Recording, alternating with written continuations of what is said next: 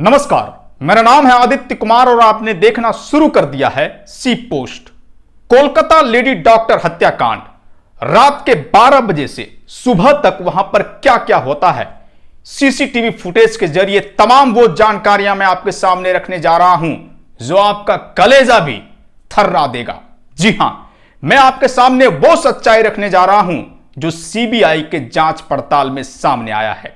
अगर वारदात की जगह कोई सीसीटीवी कैमरा लगा हो तो कातिलों तक पहुंचना बेहद ही आसान हो जाता है और उसी सीसीटीवी फुटेज के जरिए मैं आपके सामने वो खुलासा करने जा रहा हूं जिसको सुनकर आप भी हैरत में पड़ जाएंगे। इस पूरे मामले में सबसे बड़ा आरोपी संजय रॉय। रात 12 बजे से सुबह तक 4 ऐसा कैरेक्टर है जो इस पूरे वारदात के इर्द गिर्द घूमता है और वो तमाम लोग सीसीटीवी फुटेज में कैद हो चुके हैं। चलिए मैं आपको सिलसिलेवार तरीके से बताता हूं कि वो शख्स कौन है। इसमें सौमित्रो है जो पीजी इंटर्न है, ऑर्को, गोलम और सुबोदीप, ये 4 शख्स है। इसके अलावा संजय रॉय 5वां शख्स। संजय रॉय के बारे में सबको पता है, लेकिन ये जो 4 शख्स है इसके बारे में अब तक किसी को जानकारी नहीं थी। ये चारों शख्स आरजीकर मेडिकल अस्पताल के 3रे मंजिल में रात के अंधेरे में जाता है। सीसीटीवी कैमरे में इनकी भी तस्वीरें आती है, लेकिन पूरी दुनिया इस पर शक क्यों नहीं कर रही है? ये तमाम जानकारियां आखिर इस वारदात से इन चारों का क्या कनेक्शन है, ये सब कुछ मैं आपके सामने रखने जा रहा हूं। जी हां, मैं आपको सबसे पहले बता दूं कि 37 मिनट तक संजय रॉय सेमिनार हॉल के अंदर में रहता है।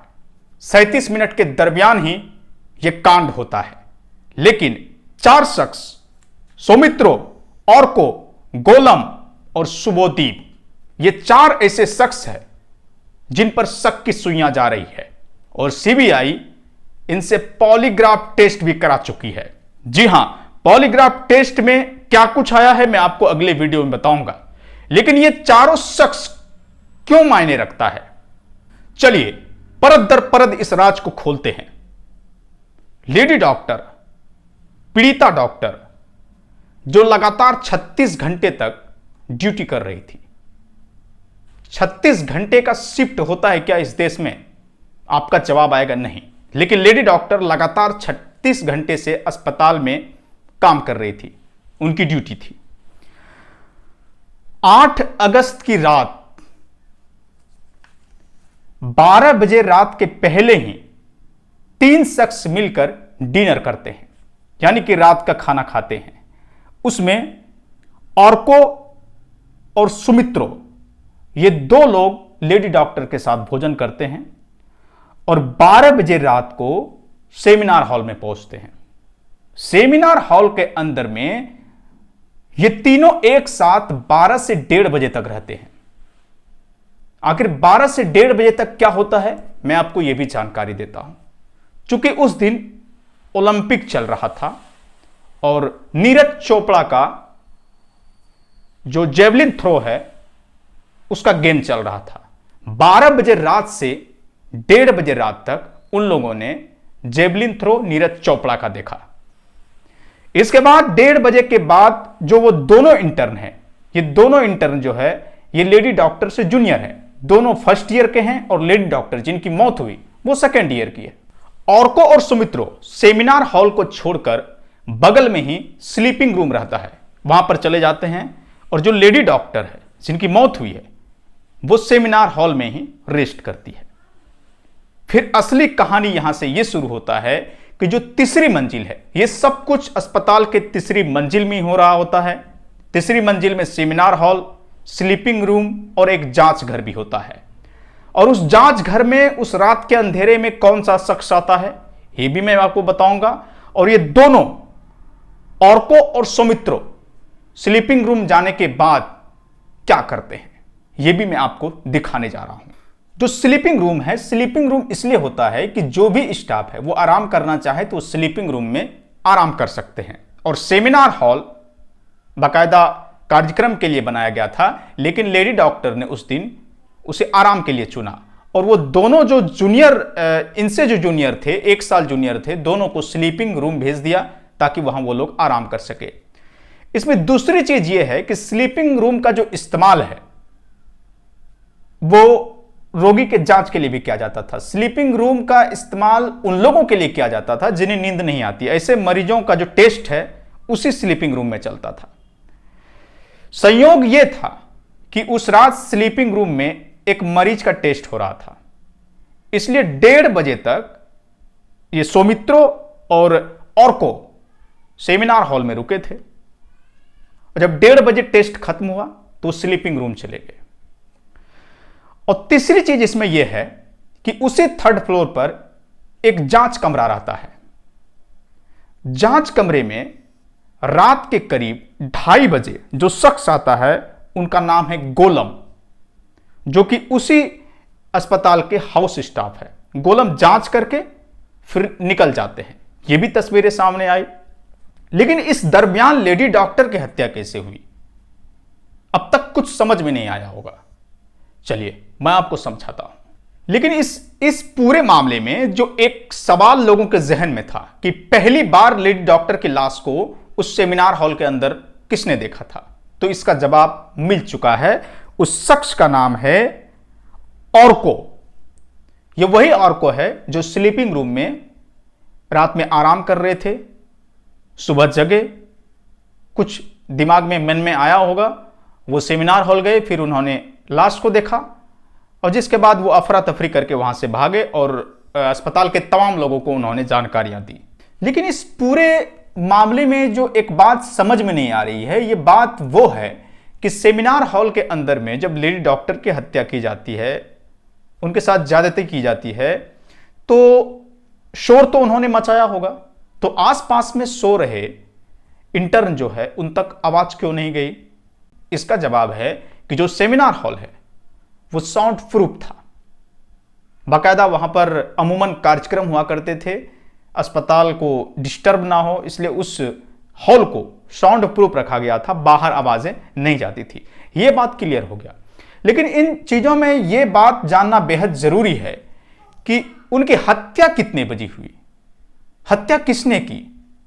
जो गिरफ्तारी हुई है संजय रॉय की, 9 अगस्त की सुबह 4:03 पर संजय राय उस सेमिनार हॉल के अंदर में घुसते हैं।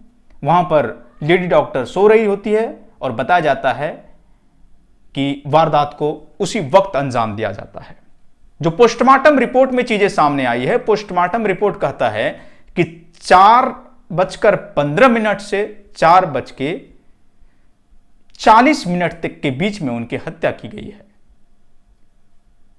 तो संजय राय 4:03 पर घुसते हैं उस सेमिनार हॉल के अंदर में, और संजय राय के निकलने का जो टाइम है 4:40, यानी कि टोटल 37 मिनट तक संजय राय उस सेमिनार हॉल के अंदर में रहते हैं। इन सब चीजों से साफ है कि संजय राय पूरी तरीके से इस मामले में संलिप्त है। लेकिन मामला बेहद पेचीदा इसलिए हो रहा है कि इन तमाम मकड़जाल में एक ऐसी चीजें सामने आ रही है जो आपको हैरत में डाल सकता है। 2 ऐसा शख्स, ऑर्को और सौमित्रो, इनका वारदात की जगह से फिंगरप्रिंट मिला है।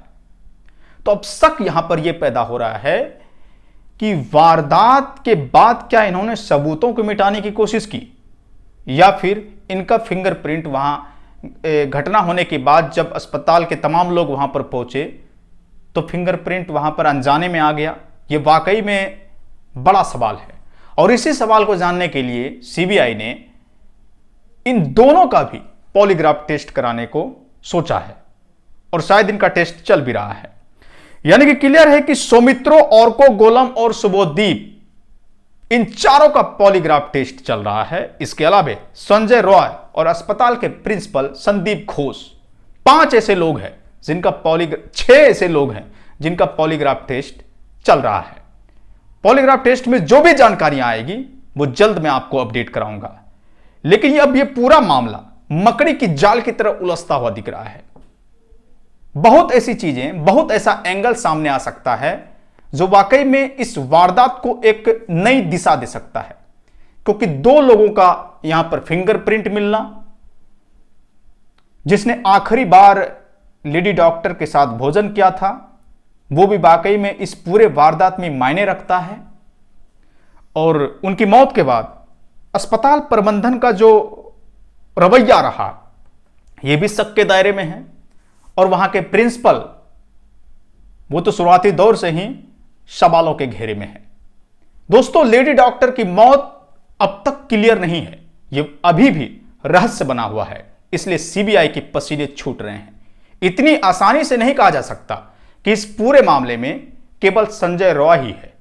अगर संजय रॉय रहते तो यह केस पूरी तरीके से स्पष्ट हो जाता कि संजय रॉय ने मारा, ट्रायल चलेगा, सजा होगी और सब कुछ फाइनल हो जाएगा। लेकिन सीबीआई के पसीने छूट रहे हैं। कुछ ना कुछ इसमें क्लू है, कुछ ना कुछ इसमें साजिश है, और कुछ ऐसे राज है जिसका बेपर्दा होना अभी बाकी है। दोस्तों, हम लगातार इस वारदात से जुड़े अपडेट पर नजर बनाए हुए हैं। हम आपको तमाम वो अपडेट देंगे जिससे आप रूबरू होना चाहते हैं। अगर आप हमें फेसबुक पर देख रहे हैं तो हमारे इस पेज को लाइक कीजिए, यूट्यूब पर देख रहे हैं तो चैनल को सब्सक्राइब कीजिए, और इस वीडियो को ज्यादा से ज्यादा शेयर कीजिए, ताकि पूरी दुनिया के सामने कोलकाता लेडी डॉक्टर हत्याकांड की सच्चाई आ सके। नमस्कार।